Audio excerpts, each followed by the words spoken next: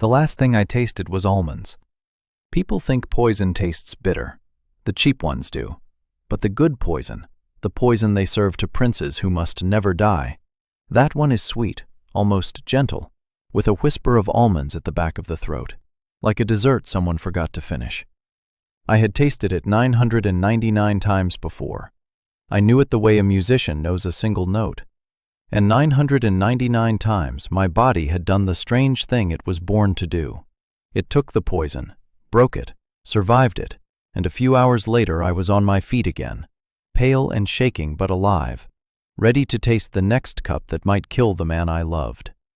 That was my gift. That was my curse. I was Bai Ru Shi, poison taster to His Highness the Crown Prince Yan Zhao, and my blood could swallow death and give it back as nothing. The 1000th cup was different. I knew it the moment it touched my tongue. The almonds were there, but underneath them was something cold and metallic and wrong, something layered, something built. Not one poison, 3, stacked like a trap, each one waking when the one before it died. My blood could break a single death. It could not break 3 deaths holding hands. I looked up at him from the floor where I had fallen. Yan Zhao, the most beautiful man in the empire, with eyes like wet ink and a mouth that had told me 100 quiet nights that he could not survive without me. He was watching me die with an expression I had never seen on him before. Not grief, relief. "I'm sorry, Ruashi," he said softly, and crouched beside me the way he had the first day, when I was a frightened girl with a strange affliction, and he was the prince who promised to protect me. "You served better than anyone could have asked. But the physicians say the thing that lives in your blood, it can be taken, distilled. A man who drinks it need never fear poison again." He brushed a strand of hair from my wet forehead, tenderly, as you would touch something precious you were about to break. "I cannot rule an empire and still be afraid of a teacup. I need what's in you, all of it, and you cannot give all of it and live." I tried to speak. The poison had already taken my throat. So I said it with my eyes, the only question that had ever mattered, the one I had been too much in love to ask in 9 years. "Did you ever, for one single day, love me? Or did you love only the thing in my blood?" He understood. He always understood me. That was the cruelest part. He smiled, and the smile was kind, and the kindness was the knife. "Does it matter now?" he said. Then the 3 deaths finished their work, and the almonds turned to white fire, and I was gone. They say at the moment of death you see your whole life. I didn't. I saw only the first cup, me at 16, trembling, lifting it to my lips for him for the very first time, and my own foolish heart thinking I would die 1,000 times for this man. I had. Exactly 1,000. Apparently, the heavens have a sense of humor. There is one more thing I should tell you about that first cup, because it explains everything that came after. When I lifted it at 16, my hands shook so badly that a drop spilled onto the back of my wrist, and Yan Zhao, 18, radiant, newly my whole world, reached out and steadied my hands with his own and said, "Easy, I've got you. As long as you're with me, nothing will ever harm you." And I believed him so completely that I drank the poison, smiling.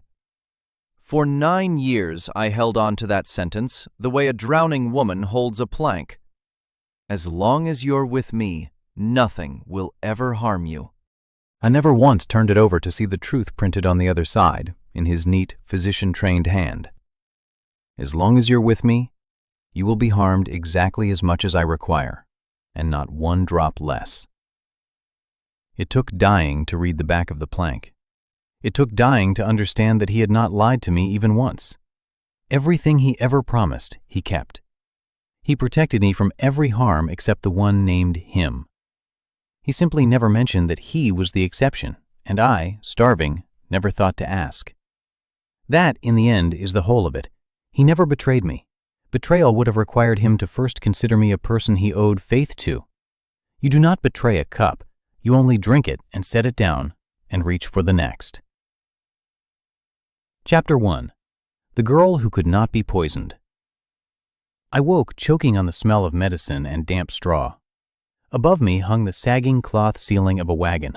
My wrists were thin, child-thin, the wrists of a girl who has not yet been fed at a prince's table for 9 years.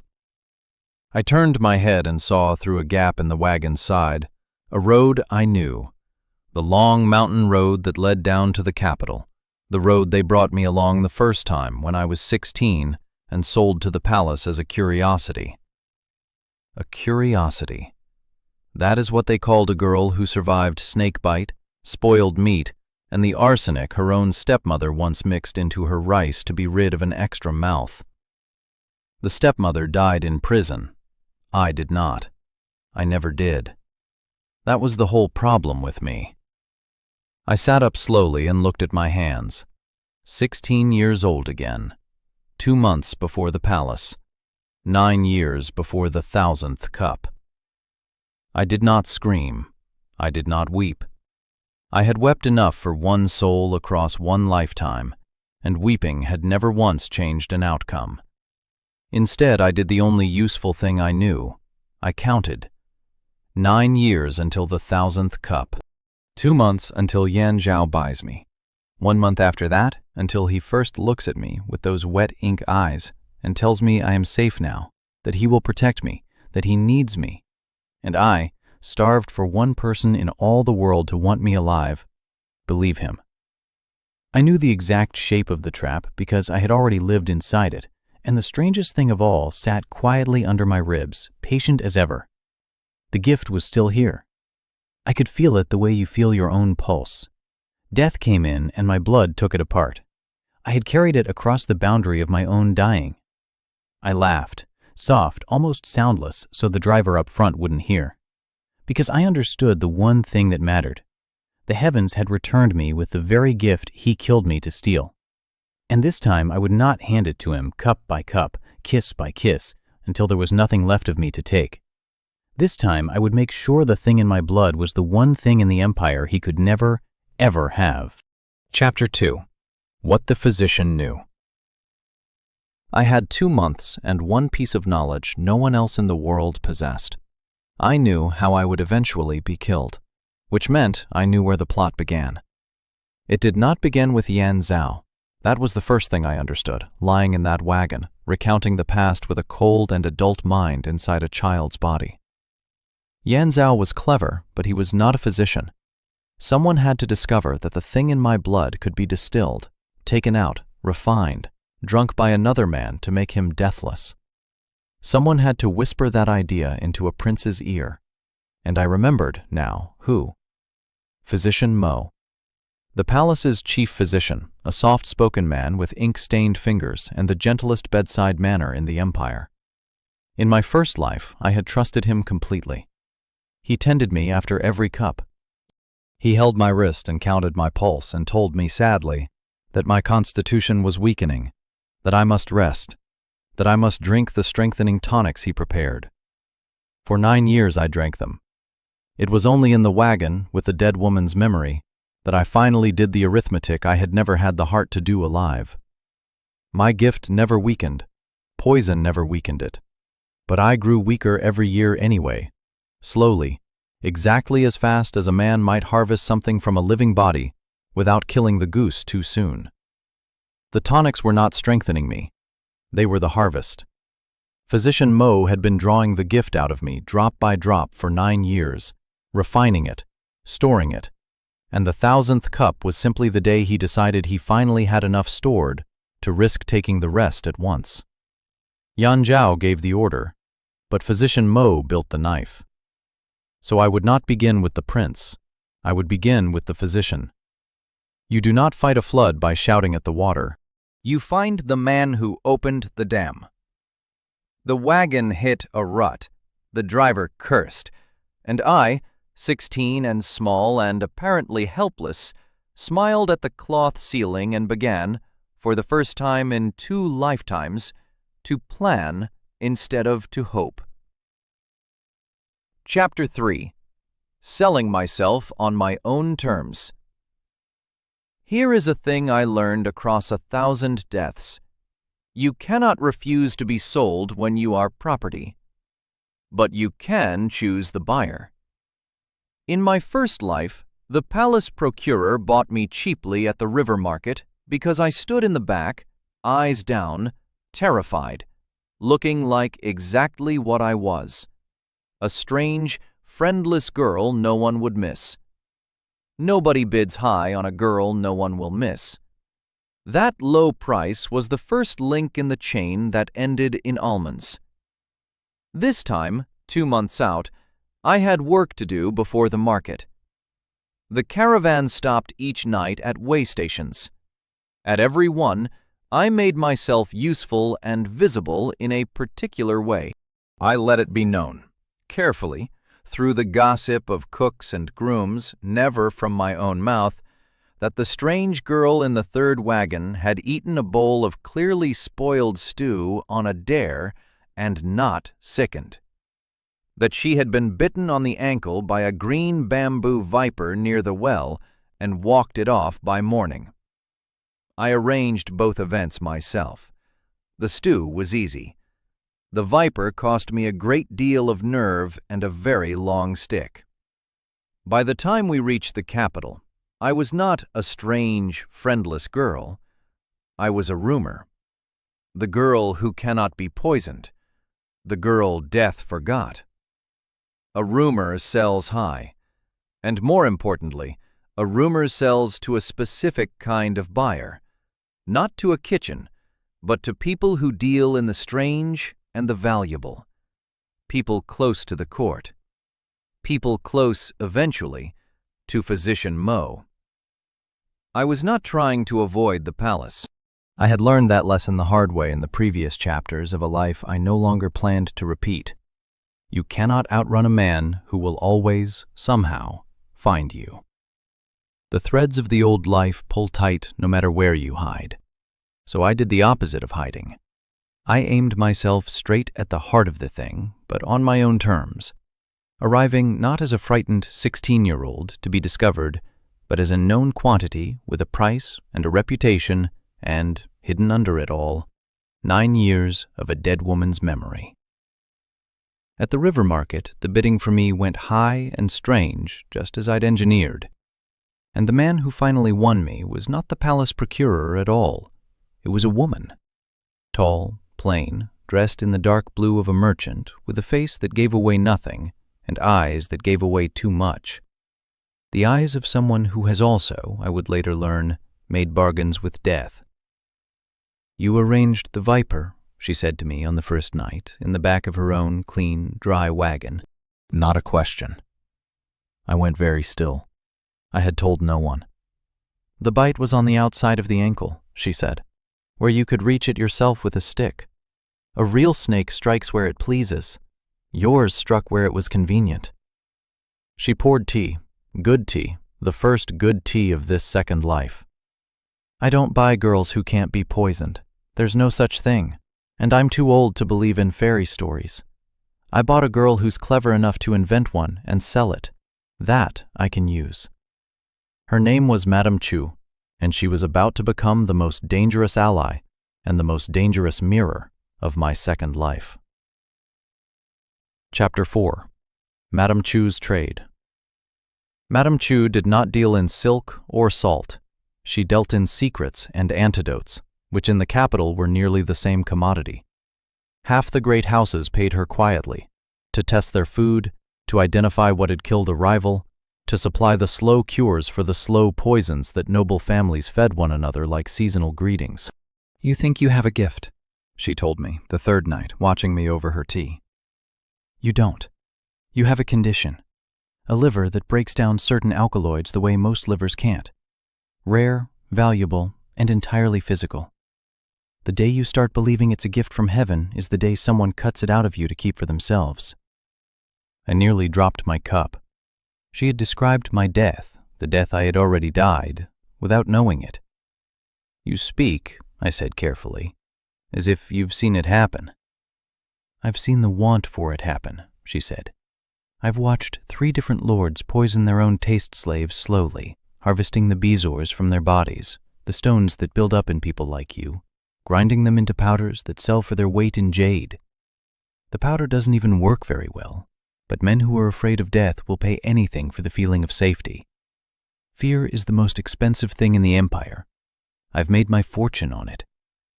She set down her cup. So, will you learn the trade from me, or will you wait for some prince to discover you and turn you into a tonic? I looked at this hard, clever woman who had, in 3 sentences, named the exact mechanism of my murder. The bezoars, the harvesting, the powder sold to the fearful. Physician Mo's whole scheme, laid out by a salt blue merchant who had never met him. The heavens had not given me a teacher of stars or fortunes. They had given me a teacher of poison and of people, the 2 subjects on which my entire death had turned. Teach me, I said. Good. She almost smiled. First lesson. There are 2 kinds of people who survive this court. Those who make others afraid, and those who stop being afraid themselves. They look identical from the outside, both calm, both untouchable. But the first kind feeds on fear, and the second kind starves it. One of them dies rich and hated. The other just lives. She studied me. You've already died once, I think, so you get to choose which kind you come back as. Most people don't get the choice. I said nothing, but I thought of Yan Zhao's face above me, full of relief, and I thought, I know exactly which kind he is. The question is, which kind I will be. Chapter 5. The Prince Comes Early. I thought I had time. I always think I have time. Yan Zhao found me in 7 weeks. And this is the part that turned my blood cold. He found me because of the rumor I had planted myself. The girl who cannot be poisoned. I had used it to control my own sale, to aim myself at the court on my own terms. But a rumor is a road that runs in both directions. I had paved a road to the heart of the court. I had also paved a road straight to my own door. He came to Madame Chu's shop in the plain gray robe of a minor scholar, the same disguise, the exact same disguise, he had worn in my first life when he wanted to see a person unguarded. I knew the trick the instant he stepped through the door. My whole body knew it, the way a beaten dog knows a raised hand.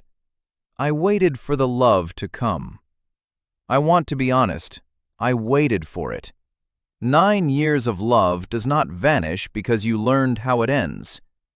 I braced for the lurch in my chest, the warmth, the helpless pull toward those wet ink eyes. It didn't come. I looked at the most beautiful man in the empire, the man I had died for 1,000 times, and I felt only a clean, cold clarity, like the moment you spot the edge of a cliff in the dark and know precisely how many steps remain. So that was never love, I thought, almost with relief. That was a starving girl mistaking the first warm hand for the sun. They say, he began, with the smile that had ruled my heart for 2 lifetimes, you have a girl here whom poison cannot touch. They say a great many foolish things in the market, young master, I answered, before Madame Chu could speak. I've eaten spoiled stew on a dare and lived. That's not magic. That's a strong stomach and a stronger appetite for showing off. I was sick for 2 days after, if you want the truth the gossips leave out.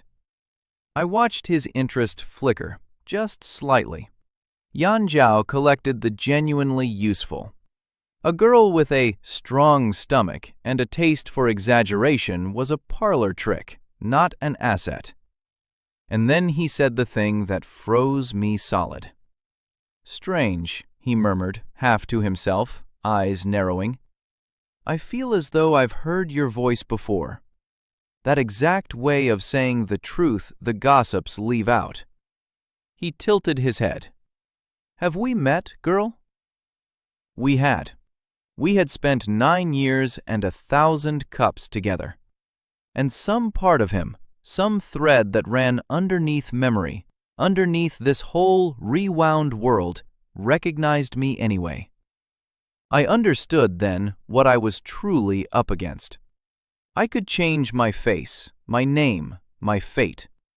I could not easily cut the thread that tied his soul to mine across 2 lives. "No, young master," I said. "I'd remember a face like yours. Every girl in the market would." He laughed at that, pleased, and the danger passed, for the moment. But as he left, he glanced back once, and the look in his eyes was not desire and not suspicion. It was curiosity. And in Yan Zhao, curiosity was the deadliest thing of all.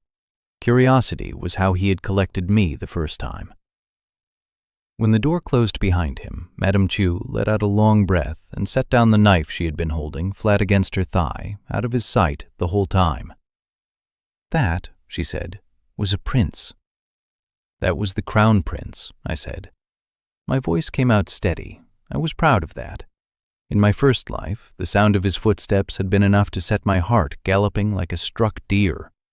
Now I had sat across from him, lied to his face 4 times, and watched my own pulse stay flat as a winter pond. Madame Chu studied me with new eyes.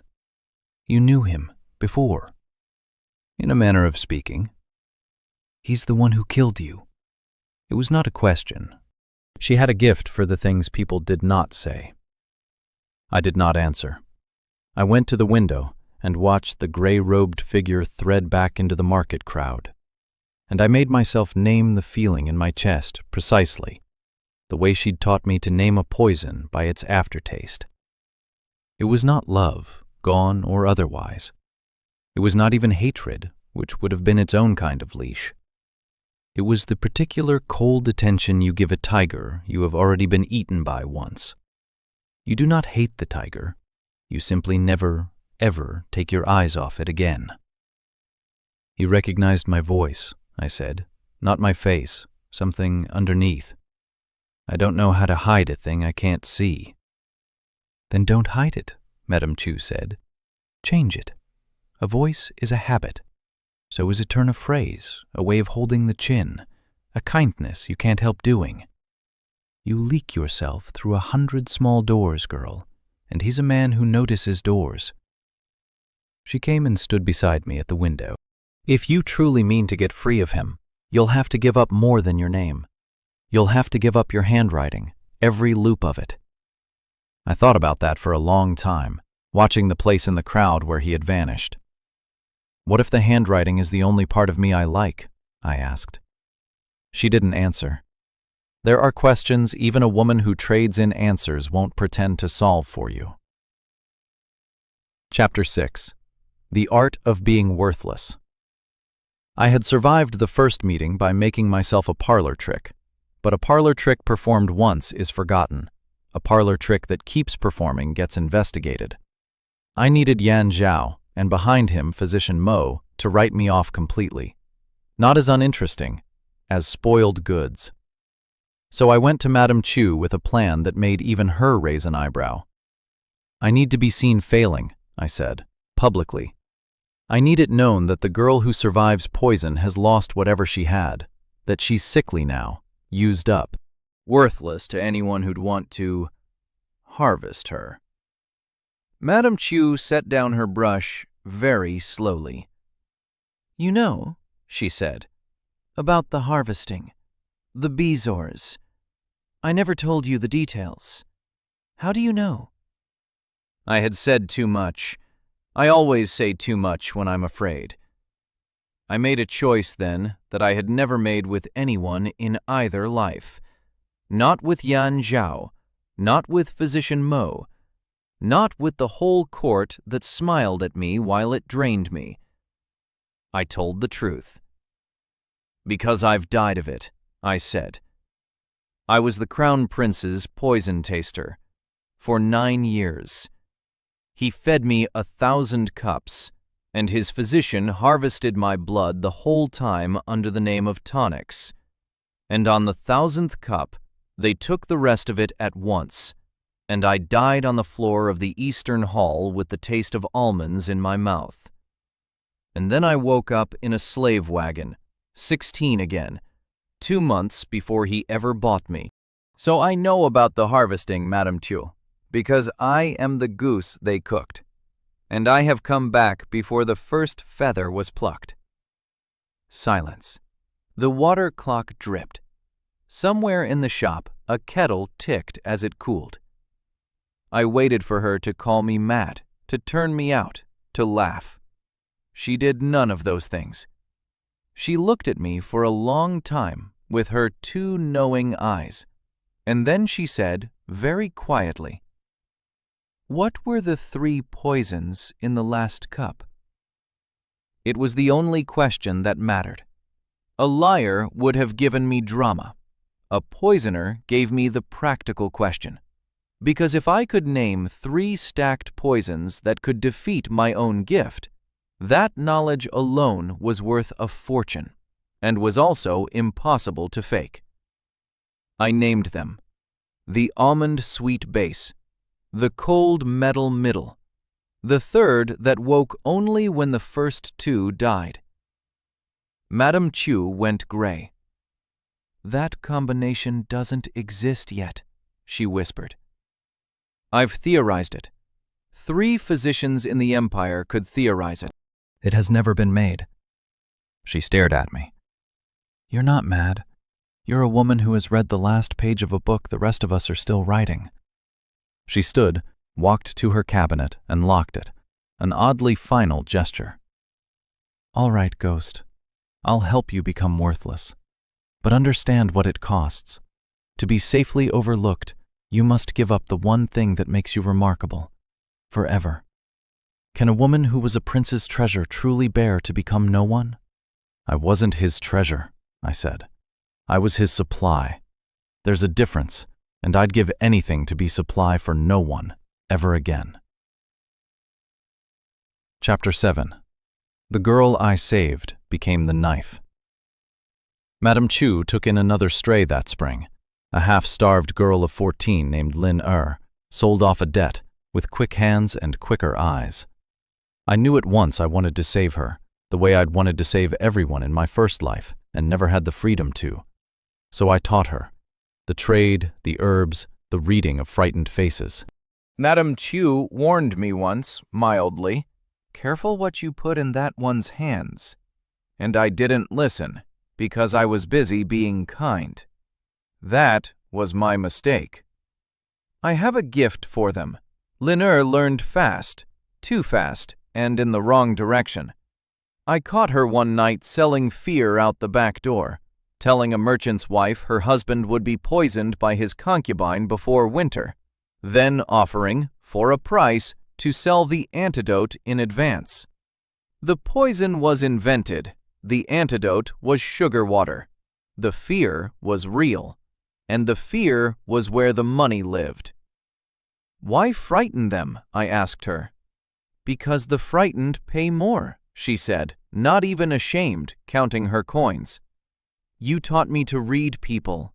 I read them. People will pay more to stop a fear than to gain a hope. That's not cruelty. That's just the price of fear. And you said yourself, fear is the most expensive thing in the empire." She was quoting Madame Chu through me, and in her face I saw the 2 hungers Madame Chu had named on the 3rd night. The hunger to be free, and the hunger to make others unfree. I had thought I was feeding the first in her. I had fed the second. "This will hollow you out," I told her. I was hollowed out at 14, the same as you at 16, she said, almost cheerfully. I just decided to charge rent for the empty space. Then she looked at me, and her eyes were flat and old. You rose, Bai Ruashi. A prince came looking for you. Don't think I didn't notice. I was bought off the same block for the same coins, and I stayed in the gutter. Why does heaven hand you princes and hand me sugar water to sell? I had no answer that would have helped her. I understood then the third hard truth of this second life. When you give a broken person power, you do not make them whole. You just make them powerful. What they do with it is theirs, not yours. I could buy Linnaeur's freedom. I could not buy back the part of her that had died before I ever met her. Come west with me when I go, I said anyway. Start over where no one broke you. She laughed. Run? You're still running, ghost. I've only just learned to hunt. She tucked her coins away. Thank you for the lessons, though. I'll remember you. It sounded almost like affection. It sounded almost like a threat. I let it pass. I should not have. Chapter 8. The Forgotten Prince. Before I vanished, I broke my own first rule. Do not meddle where you needn't, for a man already dead. In my first life, there had been an elder prince, Yan Su. Lame from birth, unloved by the emperor, dismissed by the court as soft. He died in my second year at the palace, executed for a treason he never committed, and I helped kill him. Yan Zhao needed the elder brother gone to clear his own path to the throne, and his physician forged the evidence, and I, God forgive me, I was asked to confirm that a vial found in the elder prince's chambers was a rare assassin's poison brewed for regicide. I said yes. It was a headache remedy. My word, the word of the famous poison taster, hanged a man. I remembered Yan Su for one reason across 2 lifetimes. He was the only prince who, riding past a beggar asleep in the road, ordered his guards to go around rather than trample him. I knew the forged plot was already being built in this life. Same physician, same vial, same lie waiting for my future mouth to speak it. And I knew Yan Su was innocent. I was not supposed to care. I was leaving. Other people's princes and thrones were not my business. I had sworn it. But I thought of my own name, in my own hand, on a confirmation that hanged a kind man. And I could not go west and torture Salt with that signature unwashed behind me. I slipped a note into the small shrine where Yan Su prayed for his bad leg. No signature. Only the dates, the names of the false witnesses, the route the forged evidence would travel, and one line. They mean to make you guilty before the new moon. Run or strike first. They have left you no third road. He did not run. He did not strike first. He found me instead, at Madame Chu's, late, alone, leaning hard on a plain wooden cane. You wrote this, he said, not a question. Guards don't write with dates that haven't happened. Enemies don't warn their prey. Only someone who knows the future and is ashamed of it writes like this. He studied me. How does a poison merchant's girl know the future? And I, who had lied to a prince 2 days before, and lied to everyone for 2 lifetimes, told this lame, quiet, unbeautiful man the truth. Because he looked at me with no hunger in his eyes at all. Not the hunger to use me, not the hunger of a man for a woman, not even the hunger of the grateful. He looked at me the way you look at a person. I had forgotten such a look existed. Because I've watched you die before, I said, in another life, strangled in a cell for a treason you never planned. And I helped. I confirmed the lie that hanged you. In this life, I'm washing my name, that's all. I want nothing else from you. He was silent a long time. The lamp guttered. Mad, he said at last. And then he smiled, crooked, like everything about him. Good. I trust the mad more than the clever. The clever at this court are all bought, every one. But there's nobody to buy a mad girl off a salt shop, so I'll believe you. Chapter 9. The Move No One Calculated. Yen Su did not run, and he did not strike first. He did the third thing, the thing neither Yan Zhao nor I, both of us so clever, could have calculated. He went to the emperor and confessed to the treason himself. If they mean to make me guilty, he told me the night before, warming his bad leg at the brazier, I'll rob them of the pleasure. I'll walk in and confess with my own mouth, calmly, looking my father in the eye. He's old, he's tired, he never loved me. But he is not a fool, and he has watched 1,000 men lie to him across 40 years. He'll see that I'm lying. And if he sees I'm lying about the treason, he'll understand the treason charge itself is a lie. A guilty man defends himself. Only an innocent man accuses himself this calmly, like he's reading someone else's decree. It was a madman's move, and it worked, precisely because Yan Zhao, for all his cold brilliance, could not model it. A calculating man calculates other calculating men. Who will run? Who will bribe? Who will break? He cannot calculate the move of a man who has nothing left to lose but his honor, because to the calculating man, honor is not a variable in the equation. The old emperor, watching his lame, unloved son stand before the throne and quietly slander himself, understood what I had understood in the shrine. That is not how the guilty lie to save their skins. That is how a man lies to protect something larger than his own life. Yan Zhao's net tore.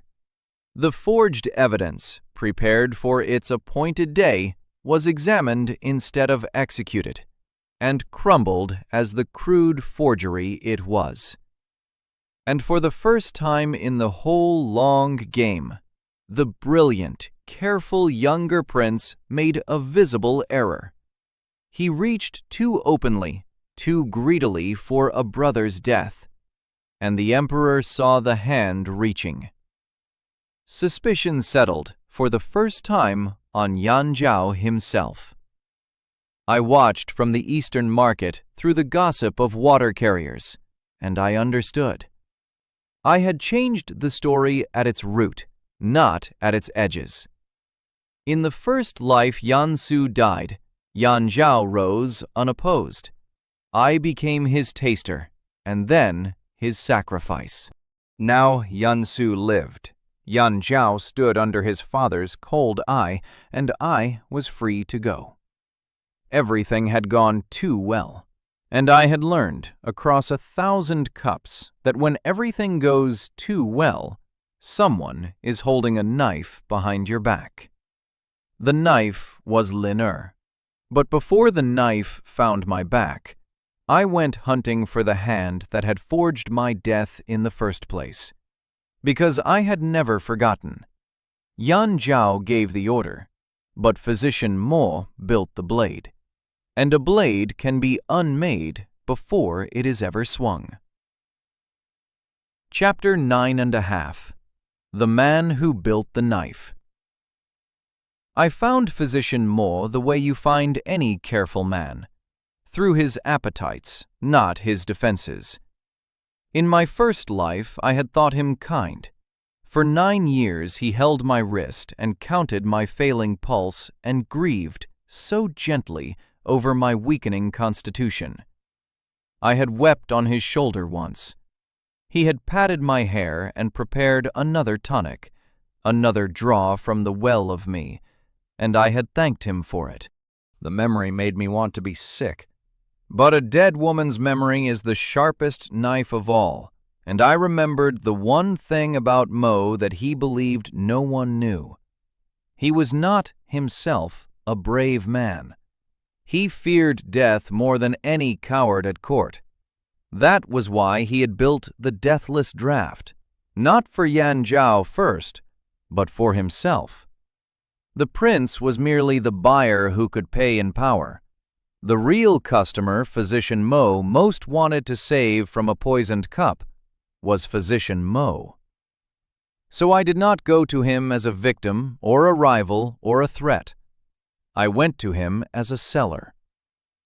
Madame Chu, who knew every back stair in the capital, got me into his presence, disguised as her own apprentice, delivering a rare southern antidote he had ordered.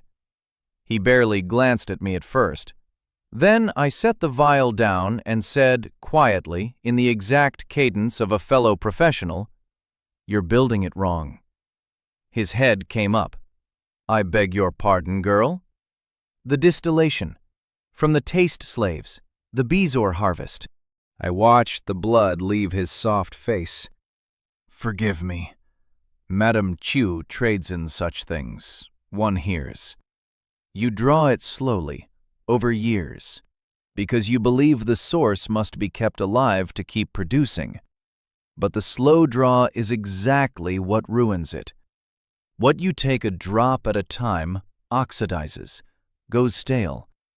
By the time you've stored enough, half of it is inert. That's why your trials fail. That's why the lords who drink your powder still die when someone is serious about killing them." Every word was true. I knew it was true because I had been the source, and I had felt myself going stale for 9 years, and I had watched, from inside my own dying body, exactly how little the 1000th cup distillation had ultimately protected anyone. Mo did not know I knew it from the inside. He only knew that a salt merchant's apprentice had just described, accurately, the central failure of a project he had told no living soul about. "Who," he whispered, "are you?" "Someone who knows the source doesn't have to die slowly to give it up," I said, "and doesn't have to die at all if you stop being greedy. But that's your business. I only came to deliver a vial, and to mention, professional to professional, that you're standing on a method that will get you executed when your prince drinks your draft, feels safe, and dies anyway from the first cup a serious enemy hands him. He won't blame the cup, he'll blame you." And there it was, the thing I had come to plant. Not a lie, a true fear given a shape.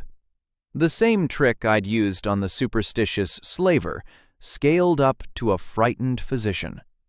I did not need to harm Mo.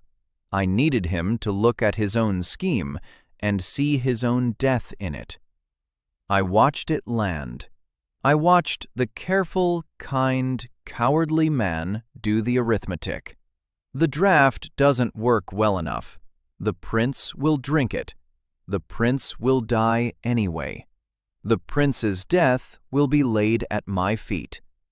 And go gray. "It can't be done better," he said, almost pleading, the way a man pleads with the person who has just shown him the gallows. "Not slowly.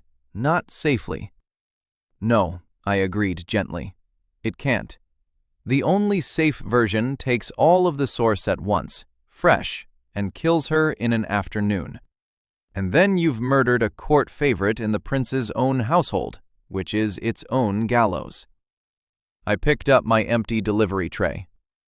"I'd find a different trade if I were you. Fear is a poor thing to build a life on. It's the most expensive thing in the empire, and it never, ever stays bought." I left him sitting among his jars, and I knew, with the cold certainty of a woman reading the last page of a book everyone else was still writing, that Physician Mo would never again pursue the deathless draft with a whole heart. I had not killed him. I had done something better and quieter. I had shown a coward the precise shape of his own fear, and let the fear do the work. The knife would not be forged because the smith had just seen himself hanged by it. It should have made me feel triumphant. It made me feel tired and a little sad and very clear. Because I understood, walking out of that dispensary, that I had just done to Mo exactly what Madame Chu warned me about on the third night. I had become, for one cold afternoon, a person who feeds on fear to get what she wants. I had used the second hunger to defeat the second hunger. The trick worked. That was the frightening part. Chapter 10. The Betrayal. I built myself. Yan Zhao, feeling the ground shift, hunted for the leak. Someone had warned the elder prince. Someone knew dates and names they could not know. He hunted with cold fury, and he found the one who would sell him the answer. Lin. She went to him herself. The girl I had bought twice over, once from the debt seller, once from starvation. The girl I had taught and fed and begged to come west. She walked into the prince's reach and said the words that doomed me more surely than any cup. Your Highness, I know who writes the notes that know the future. It's Bai Roshi, the salt merchant's girl. The rumor in the market is true. Poison cannot touch her. She didn't lose her gift, she lied to you. There is something in her blood, my lord, that breaks any poison, and a man who drank it distilled, a man who held the throne, would never need to fear a cup again. She sold me for what she had wanted since the wagon road, a place. A warm corner at court the standing life had denied her. And she sold me with the one piece of information that turned a parlor trick back into a treasure. The gift is real, and it can be taken. She didn't know she was handing Yan Zhao the exact idea that, in another life, Physician Mo had taken 9 years to discover on his own. She had just shaved 9 years off my murder. I learned of it the day before the guards were to come, from a water carrier boy whose sister I'd once cured with a true word instead of a false one. I sat in Madame Chu's shop and felt no rage, only a tired, transparent clarity. You're not angry, Madame Chu observed. Your own chick pecked your eye out, and you sit there like stone. What is there to be angry at? I said. I gave her the knife myself, taught her the grip. She used it on me. And in her place, at her age, in her skin, I'd have done the same. No, worse. I'd have given the knife away for free to a man I loved and thanked him for taking it. I looked up. Linaire at least sold me for herself. I gave myself away for nothing and called it love. And now? Madame Chu asked. Do you run? That was the true choice. The one, I understand now, the heavens gave me a second life to make. Not the choice to take revenge, the choice underneath it. Chapter 11. Why He Really Killed Me. Before I fled, I did the thing I had sworn never to do. I went to the palace, to Yan Zhao. Myself, on my own 2 feet, into the mouth of it. Because I needed the answer to the question that had haunted me since the almonds. Why did he kill me? In the first life, I died without asking, the question dissolving in poison. In this one, I would ask it, even if it cost me the freedom I'd worked so hard to win. Some questions weigh more than freedom. I came as a petitioner. He received me. He was playing the merciful prince now, under his father's suspicion, and a poor girl with a grievance suited the role. He knew me the instant I raised my head. Linnaeur's tale had reached him. "So it's true," he said, waving the servants out. Not angry. With that same level collector's interest, the look of a man examining a rare thing nearly lost at auction. "You lied about losing it, and you ran. Why walk back into my hands now? I should take you, Or end you. You've tangled a great game of mine, little taster." "I came to ask one question, Your Highness," I said. "Only one. Answer it, and do as you like with me." I held his wet ink eyes, the thing a slave must never do. "Imagine, in another life, you kept a poison taster at your side. 9 years. You valued her above jade. You trusted her with your life, your throne. And then, on the day of your greatest triumph, when everything was finally yours, you ordered her killed. Why?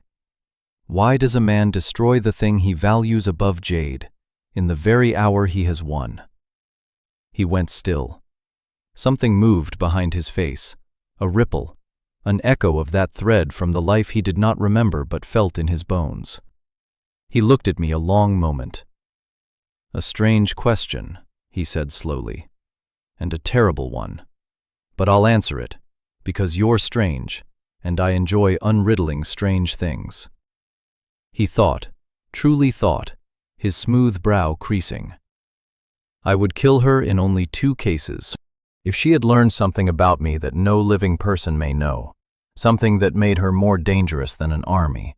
Or," he tilted his head, surprising himself, "if what she carried was something I could possess only by taking it. You understand? I keep clever people to use their cleverness. But if one of them had a thing in her body that could make me deathless, that I could drink and never fear a cup again, then she would not be a servant. She would be a cup herself. And a man does not stay loyal to a cup. He drinks it." And there it was. Not love, not jealousy, not even cruelty exactly. The simplest, coldest thing of all. He killed me because my blood could be drunk, and a frightened king will drink anything that promises he'll never die. He had not betrayed a woman. He had finished a glass. Does it matter now? His last words made sense at last.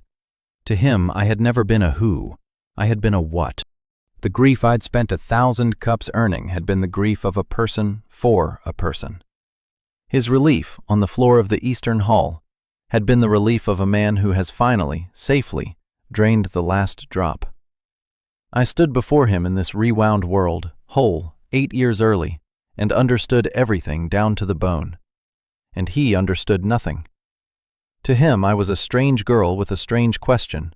He had no idea he had just, with his own mouth, explained the reason for a murder that had not yet happened. "There," he said with a faint smile. "I have answered. Now, what shall I do with you?" Chapter 12. The 2 Roads. I did not sleep that night. He had let me go, out of arrogance, out of curiosity, certain that one runaway taster was no threat now that he knew what she was and where she lived. He was wrong, but he didn't know it. And I lay awake with 2 roads before me, clear as a fork in a mountain path. Both led to freedom, but to very different freedoms. The first road, revenge. I knew everything now. I knew what my blood could do. I knew his deepest fear, to die from a cup, and his deepest greed, to never have to. I could give him exactly what Linnaeur had promised him, the deathless draught. Except I could make it the last thing he ever drank. I could let him distill me, drink me, believe himself immortal, and lace the distillation with the one stacked poison even my own blood could not break. The 3 deaths holding hands. The almond-sweet base, the cold metal middle, the third that wakes when the first 2 die. I could kill him with the very thing he killed me for, a perfect mirror. He drained my cup. I would be his last one. Almonds for almonds. The second road. Walking away. Simply vanish. Take Madame Chu's sack of salt and go west over the mountains, like the third pair of eyes she once told me about.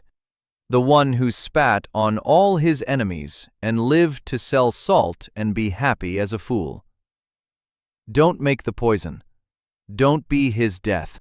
Prove, not to him, he'd never know, but to myself, only to myself, that the thing in my blood was mine, that I was a who and not a what, that I could hold his death in my 2 hands and choose not to pour it.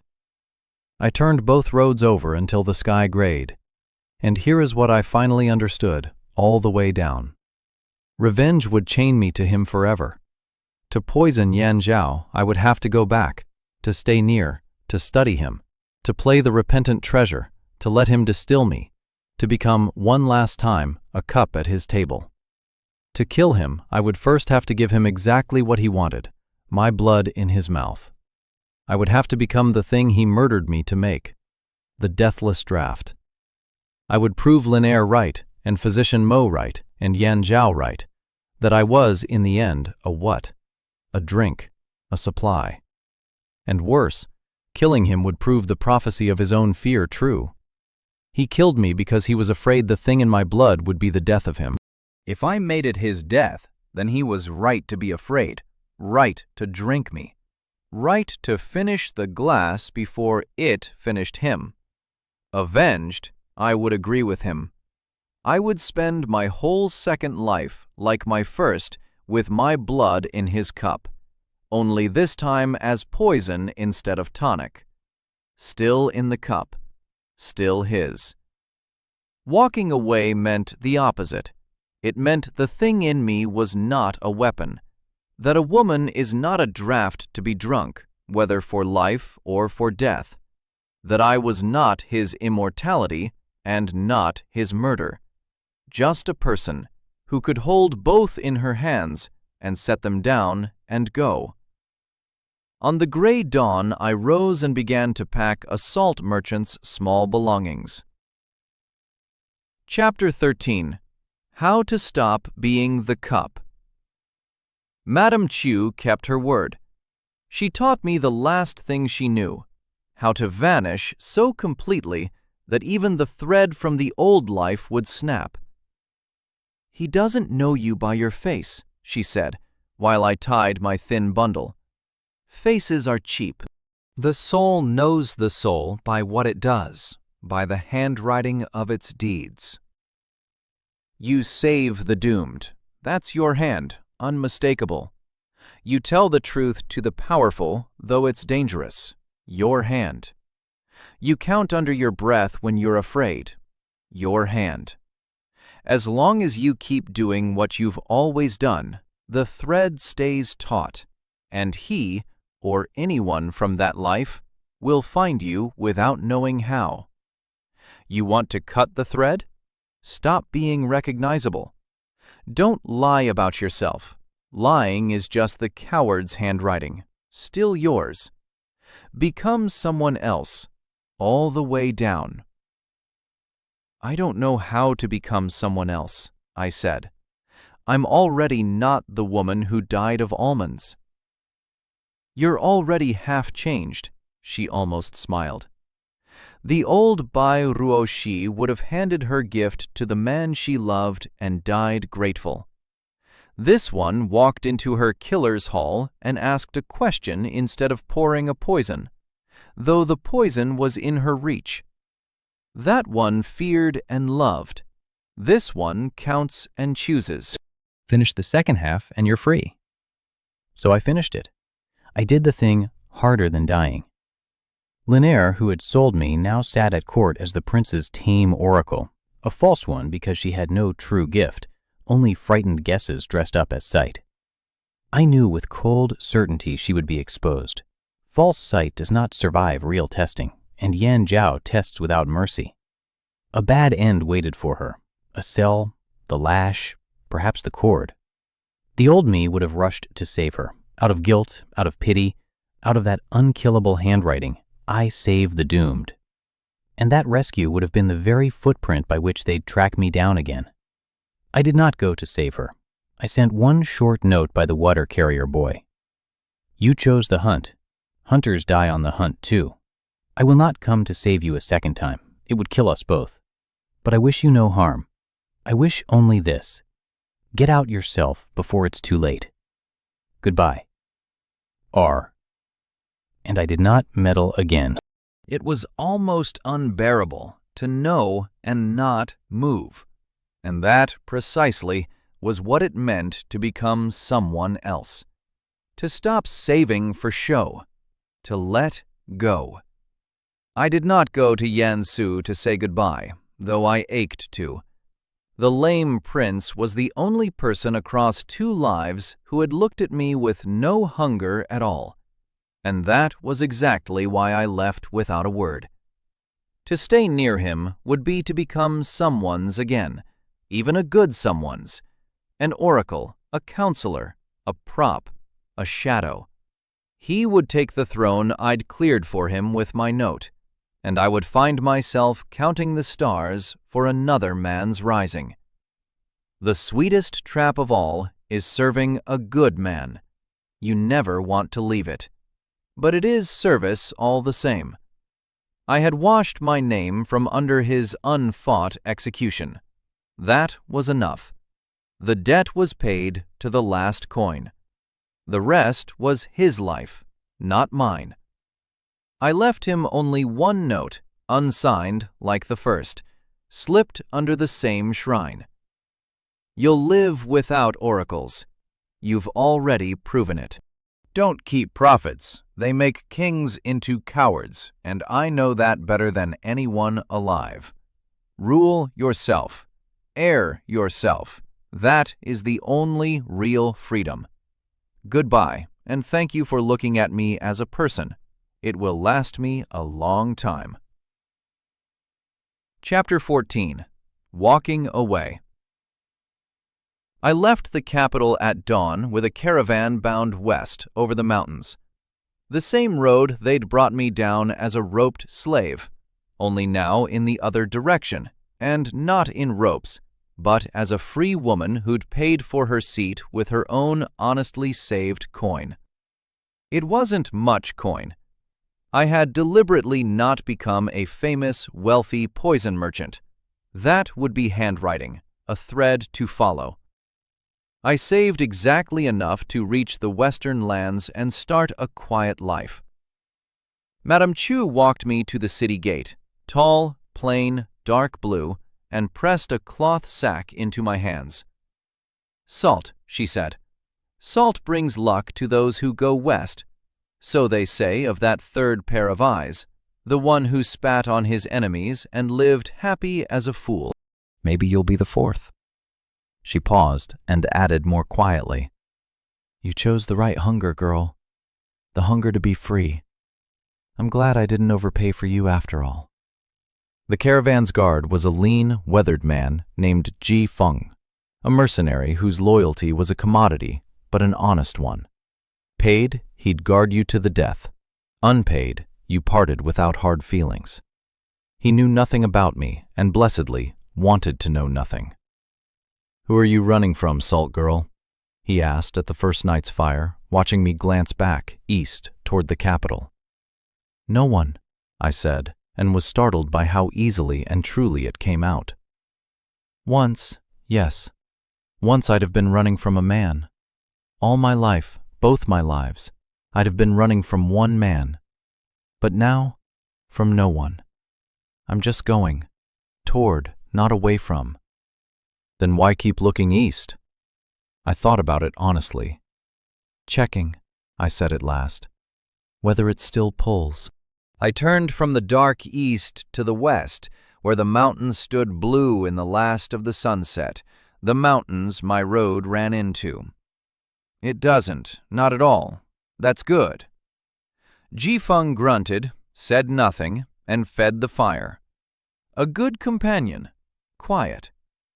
Far behind me, in the capital, a brilliant prince was weaving a new net to replace the torn one, untangling himself from his father's suspicion, playing his endless game for a throne. And he did not know that the woman whose blood he would one day drink to become deathless had just left forever, going west. Left so that he would never have his immortality, and never have his murder either. A strange gift, my last gift to him, a death of his own, eventually, on someone else's terms, in a world where I had simply declined to be either his cup of life or his cup of death. Somewhere back there, the lame prince was finding a note under a shrine and learning, I hoped, to rule himself, without stars and without cowardice. Somewhere, Linaire was weighing other people's fear on a palace scale and not knowing how long she had, whether she'd get out in time. And I rode west, and for the first time in 2 lives, I did not count under my breath at night. There was no need. Counting is for those who fear the future, who want to lay down straw against the fall, who clutch at threads. I had stopped fearing the future, because I had stopped clutching the past. They hold to each other, I learned, the fear of the future and the grip on the past. Let go of one, and the other lets go of you. Epilogue. Salt. 3 years passed. At the western foot of the mountains, in a small town whose name is not worth remembering, there is a shop. It sells salt, dried herbs, and now and then a piece of good advice, which the owner gives free to those who are truly, badly stuck, and will not take a coin for, however they press her. The owner's name is not Bai Ruashi. That name stayed far in the east, on one old ledger in a palace dispensary, and in someone's sharp, unloving memory.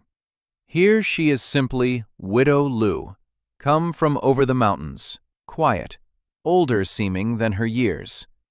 No one in the town knows she can taste any poison and live. She has half forgotten it herself, on purpose, by choice. A gift you stop using dulls, like a knife you never draw and let it dull. It is her own choice, not a fate forced on her. Between I lost it and I set it down lies a whole world, a chasm. She set it down herself. Sometimes, late at night, she sits on the threshold and lifts a cup of tea to her lips without first making someone else drink it. This is a small thing. It is also the largest freedom she has ever known. For 9 years and 1,000 cups, she never once drank first. Now she drinks first, every time, because the worst that waits at the bottom of her own cup is cold tea. Once, about a year ago, a traveling merchant brought news from the east, the way merchants do. A brilliant prince, the talk went, had reached at last for the very throne, and fallen. Not from the hand of any woman he loved, as no prophecy here had ever said. He fell the ordinary way, from his own greed, from allies he'd betrayed one by one, who finally turned on him together, and from a false oracle who, in the crucial hour, fed him a prophecy that proved to be empty air and cost him everything. Linaire, then, she had not gotten out. She had stayed and hunted to the end, and in the end sold him too, as she'd once sold me, and burned in the same fire. Hunters die on the hunt. Sometimes they drag the prey down with them. Widow Lu heard the news without triumph and without pity. He had fallen, but not from her hand. The thing in her blood was never drunk, not as his life, not as his death. She had held both in her 2 hands and set them down and walked west. And that was the only victory that ever mattered. Not his fall, which was nothing to her, but that his fall came from somewhere else. That her blood stayed her own. That she had been, in the end, a who. The best revenge turned out to be no revenge at all. The best revenge turned out to be proving that you never needed to take it. She went back inside. On the table, the tea had gone cold. Beside it lay an open book, poems, not pharmacopoeias, not ledgers of poisons, not lists of who at court could be trusted with which cup. Just poems she liked, about mountains and snow.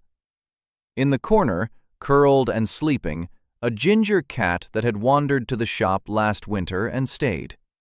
Beyond the window, over the western mountains, a full moon was rising, full in its strength, not on the wane.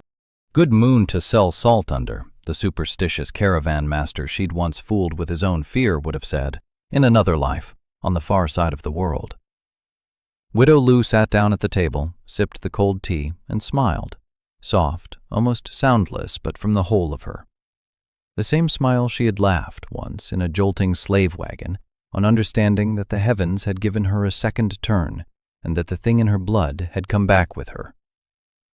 In the wagon, she had thought the second turn was given for revenge, that she'd come back angry, as the old woman Chiu had said, to settle the account. Now she knew for certain it was not given for revenge. It was given so she could learn to walk away, so that once, in 2 lifetimes, she could choose herself over the one who had not chosen her.